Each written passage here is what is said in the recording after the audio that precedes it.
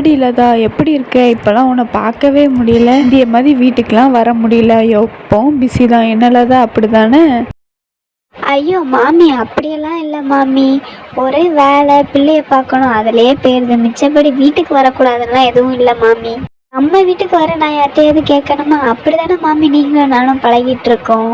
பாப்பா 9th first mark வாங்கியிருக்கா, அதனால சரி எல்லாருக்கும் சாப்பாடு கொடுக்கலாம்னு நினச்சேன் மாமி.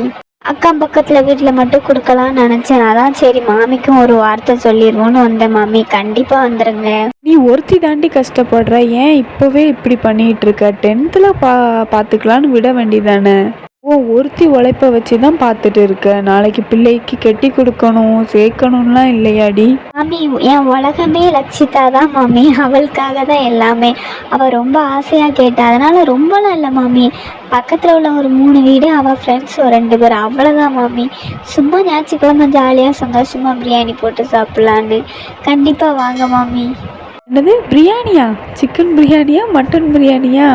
நாங்களாம் அது சாப்பிட மாட்டோம்டி. சரி, நான் வந்து என்னன்னு பார்த்துட்டு வரேன். மிச்சப்படி சாப்பாடெலாம் வேணாம் மாமி. உங்களுக்கு வேணா வெஜ் பிரியாணி போட்டுருவோம் மாமி, அதெல்லாம் பற்றி கவலைப்படாதீங்க. நானும் அக்கம் பக்கம் வீட்டில் உள்ள எல்லாத்தையும் பார்த்து ரொம்ப நாளாச்சு. அதனால நான் கண்டிப்பாக வருவேன். சரியா? சரி மாமி, கண்டிப்பாக வந்துடுங்க. பாபுவையும் மஞ்சையும் கூட்டிட்டு வந்துடுங்க. சாமியை கேட்டதா சொல்லுங்க.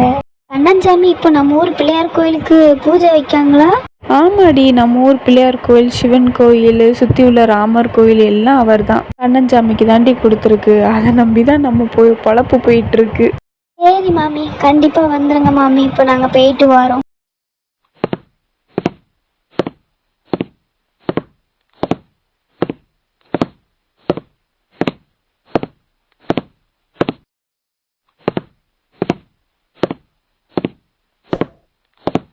சரி லக்ஷிதா, அம்மா சொல்கிறத கேளு.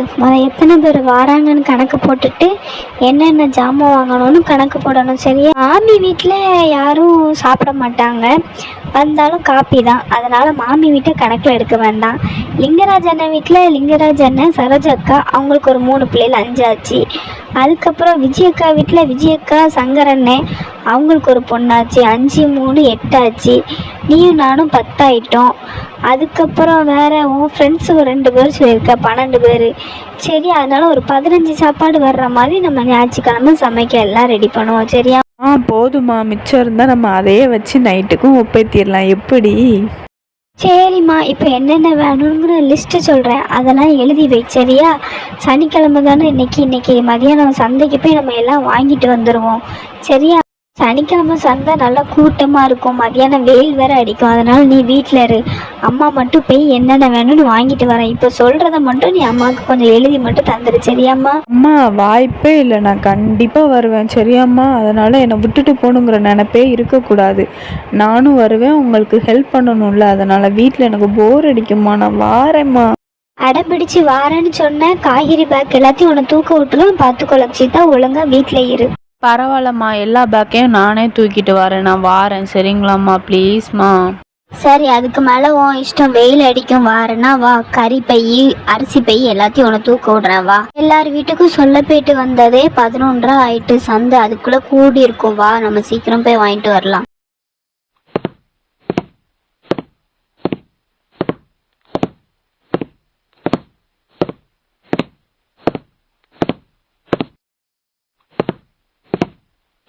நான் மார்க்கெட்டே வந்து சேர்ந்துட்டேன். இன்னும் அந்த பிள்ளைய காணும். எங்கே வாராவா? எம்மா, இந்த வந்துட்டு தாம்மா இருக்கேன். வெயில் ரொம்ப ஜாஸ்தியாக இருக்குமா. இந்த வாரம்மா, ப்ளீஸ்மா, வெயிட் பண்ணுமா. பாரு, சிக்கன் ஷாப் போட்டிருக்கான். சேவல் கறியும் இருக்குன்னு போட்டிருக்கான். சரியா? நமக்கு இப்போ 5 கிலோ சிக்கன் மட்டும் போதும். அதனால் அதை மட்டும் வாங்கிட்டு வருவோம். ஏன்னா மொத்தம் 15 பேருக்கு தானே சமைக்க போகிறோம். அதனால் 5 கிலோ சிக்கன் மட்டும் ஃப்ரெஷ்ஷாக அவங்ககிட்ட வாங்கினா நமக்கு இப்போ போதுமானதாக இருக்கும். லட்சிதாவா, போவோம்.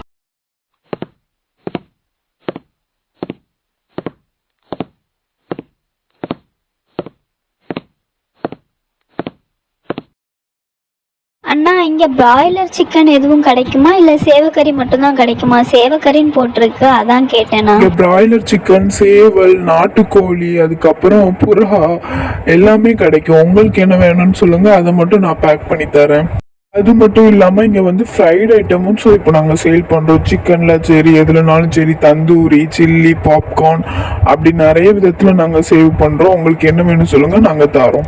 என்னன்னா நாங்கள் ஒன்று கேட்டால் நீங்கள் 9 இது சொல்லிட்டு இருக்கீங்க. என்ன வாங்குறதுனே ஒரே கன்ஃபியூஸ்டாக இருக்குது. பிராய்லர் சிக்கன் வாங்கலான்னு வந்தால் இவ்வளோ கன்ஃபியூஷனா? அதனால் வேண்டாண்ணா, ஜஸ்ட் சிக்கன் மட்டும் ஒரு 5 kg கொடுங்க போதும்ண்ணா.